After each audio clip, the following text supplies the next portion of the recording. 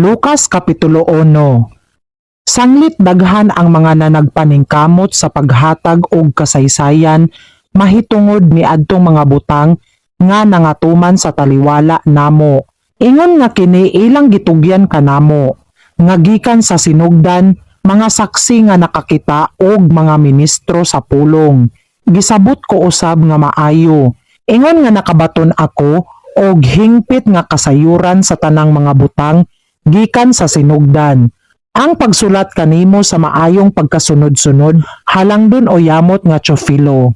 Aron ikaw mahibalo sa pagkatinuod sa mga pulong nga gitudlo kanimo. Sa mga adlaw ni Herodes, hari sa Judea, may usa ka saserdote nga ginganlan Zacarias, sa laray ni Abia, og siya may asawa gikan sa mga anak nga babayi ni Aaron, og ang iyang